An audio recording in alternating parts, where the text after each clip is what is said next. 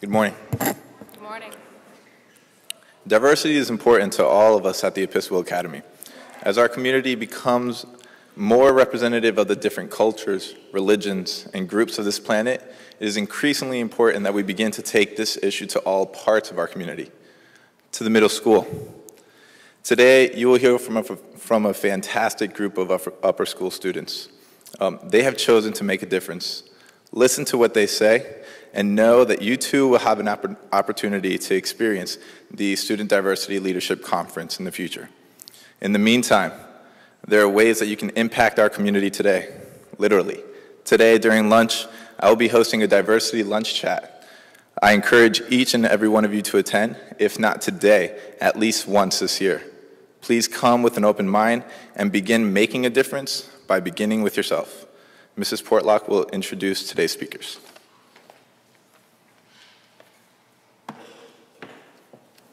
Thank you, Mr. Ramirez. Good morning. Okay, we're going to need a little more energy for this SDLC 2011 chapel. So again, let me say good morning. Good morning. Thank you. Thank you. I am delighted to stand before you this morning to introduce today's speakers.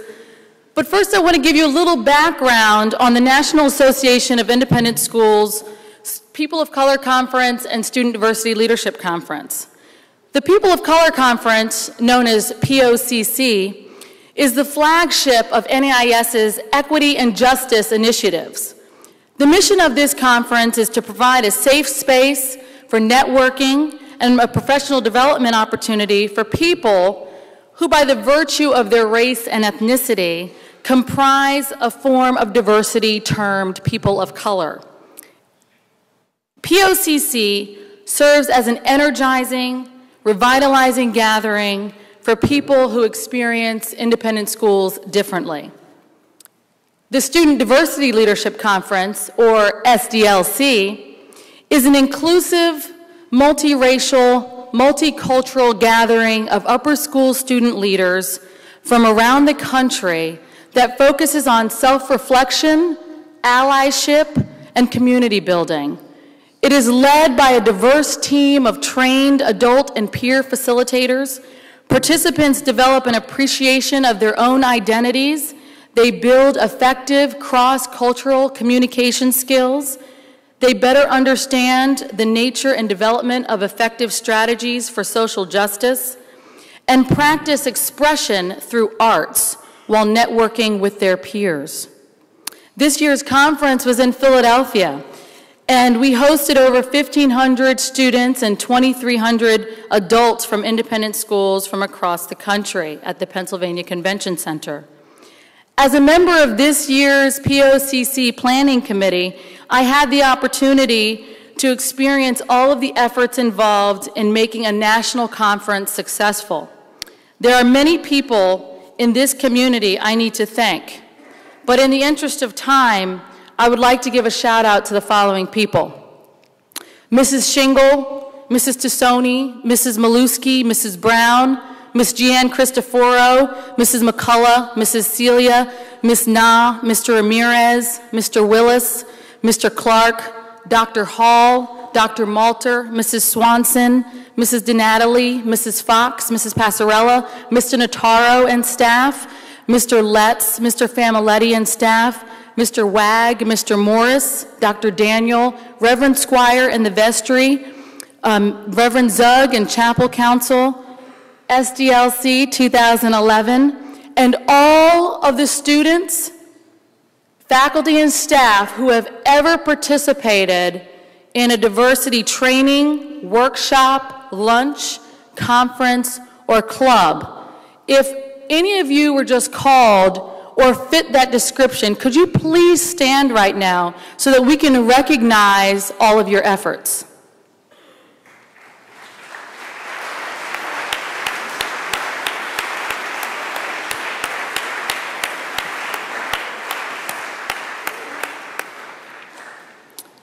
I asked the students to capture where they are now, in this moment, with their reflection and understanding of what the conference means to them.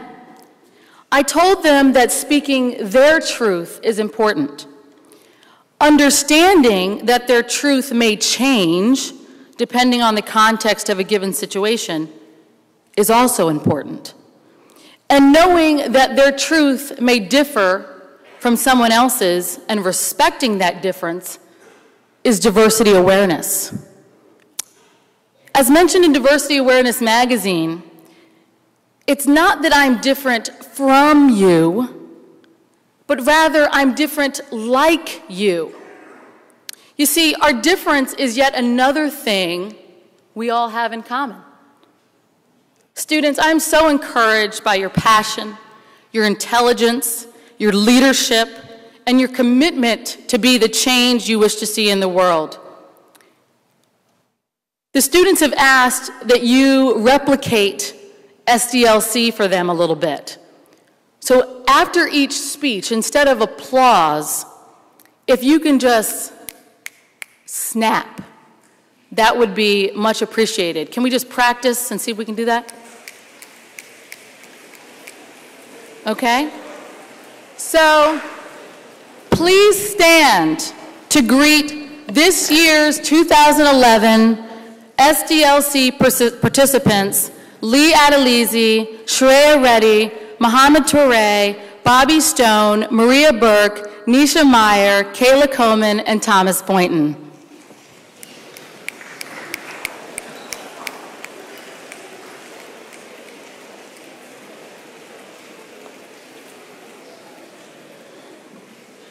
Thank you.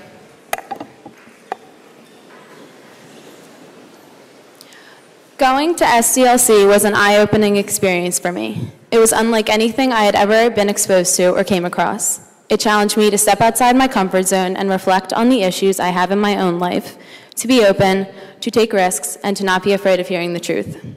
The conference brought up the issues that people normally avoid or feel uncomfortable talking about.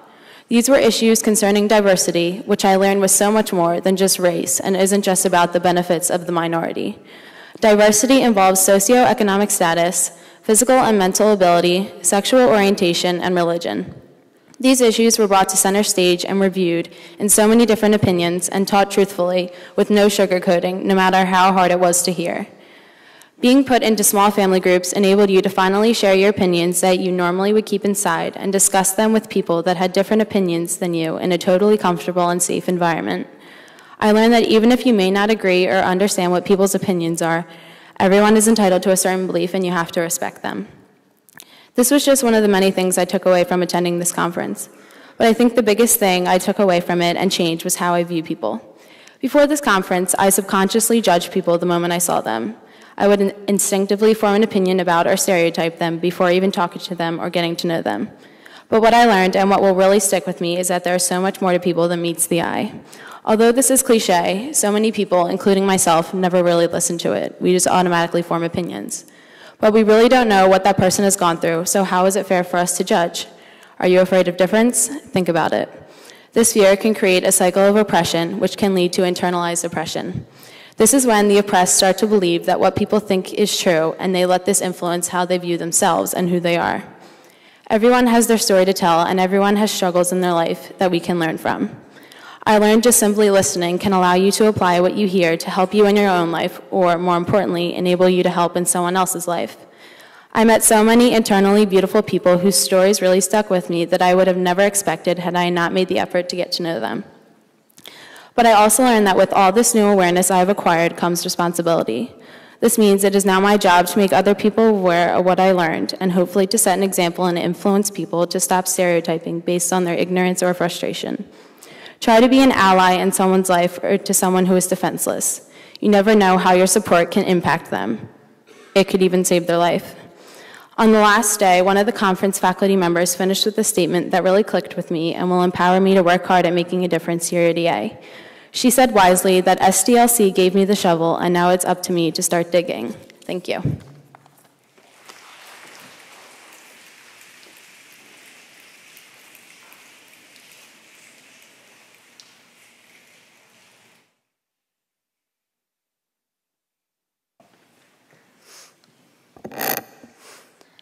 Roseanne Cash once said, "The key to change is to let go of fear." Throughout the conference, we participated in activities that increased our awareness of diversity in our individual family groups of about 50 students. We were from all parts of the country and the world, each individual with a different background and story to tell. Yet this did not prohibit us from finding common ground. In fact, these differences in class, race, religion, sexual orientation, and age only made us closer. Our acceptance of one another was universal. Each group was eclectic, yet love still emerged. It's funny how we often feel more comfortable when we are with strangers than we are among our peers and teachers. We as people often fear rejection. I know I do. But it's this fear that impedes us from making our community one of widespread tolerance. At the conference, people got to know me as the real me. In fact, people actually got to know each other, placing all judgments aside. Each of us at the conference took down our walls and made ourselves vulnerable. In turn, we were accepted as equals. But the change starts with us. I want to ask you all to lean into discomfort. Take down your own guards a little bit. Give us a glimpse of who you really are. Don't be afraid to let people see your flaws. Let go of the fear that encumbers you from being true, from being you. Together, we can let go of fear, accept one another, and make our own immediate community a stronger and better one. Thank you.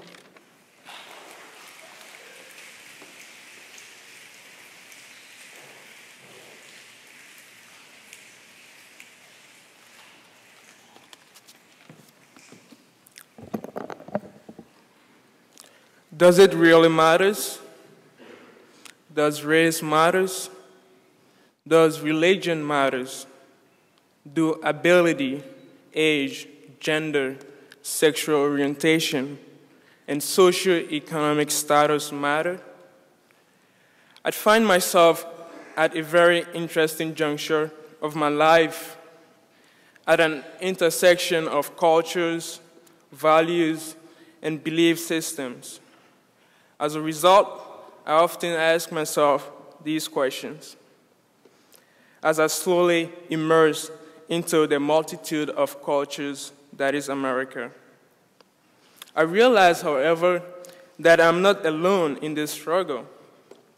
At SDLC this year, I was fortunate enough to be a part of an international affinity group that really allowed me to learn from the experiences of many others while sharing my own story. The common denominator from all of those stories was that in order to get more out of our experiences, we must assimilate while at the same time maintaining our own core values. Depending on where we are on the diversity spectrum, our answers to the questions that I raised earlier may differ, and that is okay. But in any case, however, learning about social issues is a continual process with crucial significance for everyone. Not only beneficial to the minority, but also the majority as well. Thank you.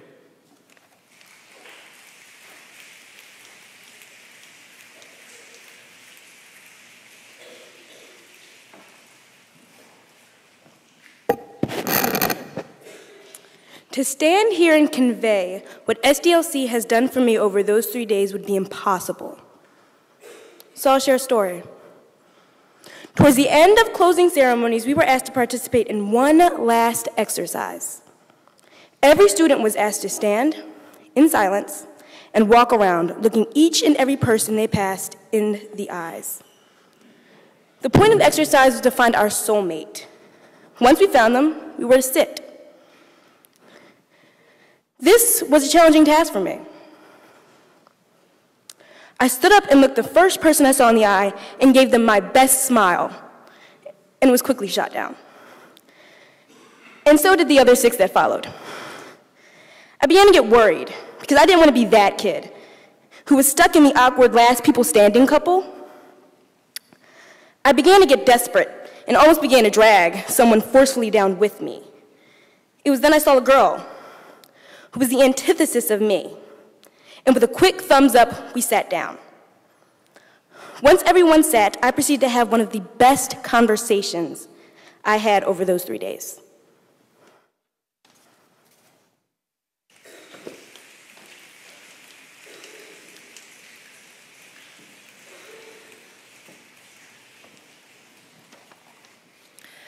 There's an exercise that's been used every year at SDLC since it all began 18 years ago. It's called the silent movement. Basically, all of the students and faculty are in a large room sitting on the ground. In the center of everyone, 2 faculty members conduct the exercise. The 2 alternate in asking questions, and you stand if one pertains to you. A very standard format is used when asking each question.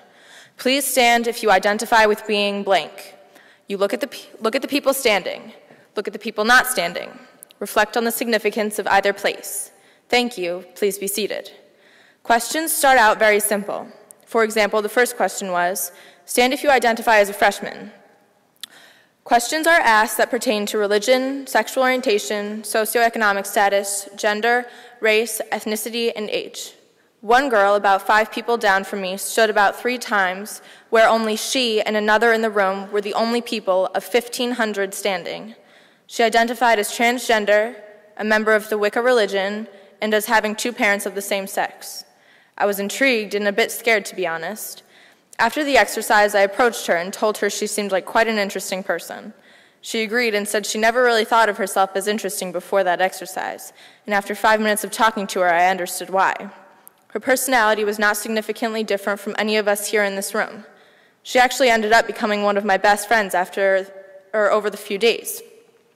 Meeting someone like Haley made me think twice before judging people based off of what I thought I knew about them.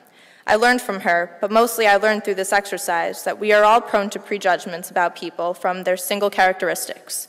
This is natural, but what's important is that we should hold off on our final judgments until after getting to know someone. The main thing I learned from SDLC this year is that we can learn so much from one another, and knowledge is the key to defeating ignorance.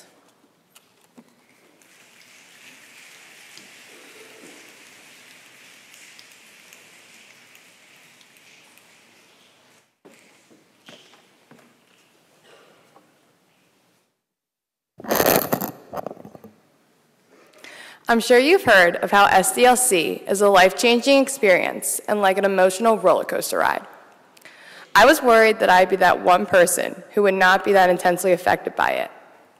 It seemed like such a surreal environment to be in one room with more than 1,000 strangers from all over with their own story, struggles, and identities. Yet somehow we were all there for one reason, and that was to experience change. Change within yourself, for your school, whatever it may be. It didn't matter because there was a sense of love, acceptance, and support that embraced us all.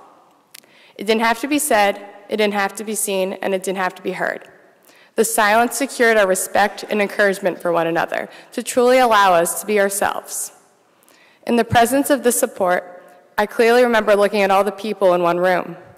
Every stranger that laid eyes on me instantly gave me this feeling of comfort and understanding that is so hard to find when we are caught up in our busy lives.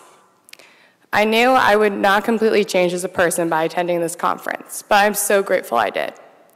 I'm grateful for the little change that is growing in me today, as I watched people there find the courage, strength, and relief to hide nothing and be completely real. The impact of the conference did not hit me until I left. It's hard to put into words, so I began to tear up when describing it to my parents, because I wish everyone would have the opportunity to find and be proud of themselves. To have others not get judged or feel hurt for who they are, what they did, or what they will do. SDLC planted the small change into my heart that has grown since the day I left the trip. My experience there will forever motivate me to keep an open mind and heart.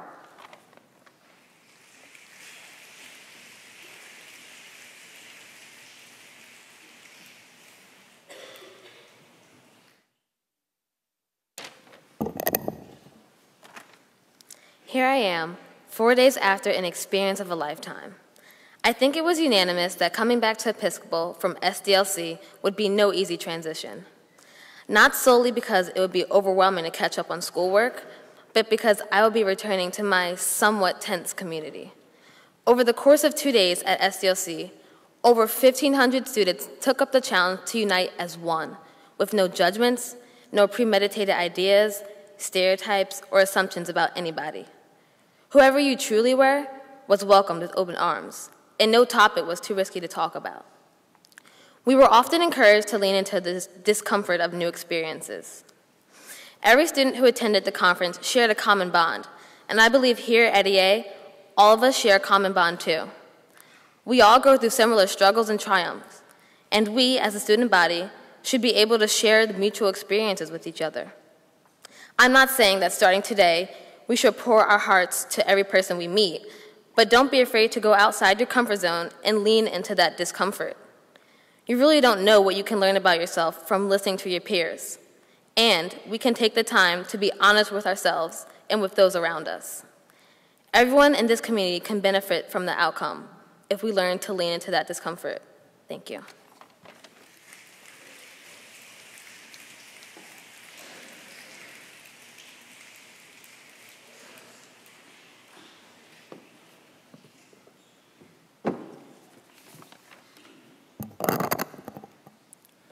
Our flaw is that we believe power can only be sustained when there are those who have it and those who do not. In support of my opinion, I will be quoting from Ralph Waldo Emerson, Henry Clay, Martin Luther King, Winston Churchill, Robert Frost, Allstate, John F. Kennedy, and the Pledge of Allegiance. Our flaw is that we have constructed a society where the beliefs and rights of those powerless are suppressed by our institutions. Our community makes those whom it considers inferior believe themselves to be inferior, creating a cycle of oppression. But as Winston Churchill said, we shall fight on the beaches and fight on the landing grounds. We shall fight until this cycle breaks. But in order to win this race must not hold a negative connotation. To quote Henry Clay, we must harmonize and improve what we have before setting out to acquire more. In our striving for excellence, we lose sight of our similarities and put those in our way into poverty before becoming poor ourselves. In order to accept our diversity, conformity to the majority must end. When those without power meet their oppressors on a level table, let freedom ring, for I have a dream that one day we will have made all the difference by uniting on the road less traveled. That day we can finally walk together, and in the eyes of Emerson, pass for what we are. You know you're in good hands when all states stand together as one nation, under God, indivisible, with liberty and justice for all. I hope, my fellow Americans, that the day shall come when we ask not how to climb into the 1%, but ask how we can bring those deemed the 1% into the 99. In the case of disagreement, let the first shot be taken. Don't miss your chance to blow unless there's one common trait between the fighters. We shall not assume one side right or the other wrong, for assumptions are fatal. In the growing face of adversity, I have a dream that no one will look back and say, as Churchill said, "This is our finest hour," for we have yet to make the world fine for our own brothers and sisters. It is hard for some to imagine a place where humans do not constantly fear one another's judgment. Yet, the only thing preventing us from this utopia is society's perception of right and wrong. Our greatest flaw is that we estimate our worth by comparing ourselves to the ideal men and women of our society. To dream of perfection is to be mistaken, for in order for humans to consider themselves perfect, they must first judge others limited. But this is not the case. We have no boundaries, no regulations. Our power exceeds our measurements. Power lies within the individual, but once we as a community realize that power is the common trait that links us all, change will be inevitable.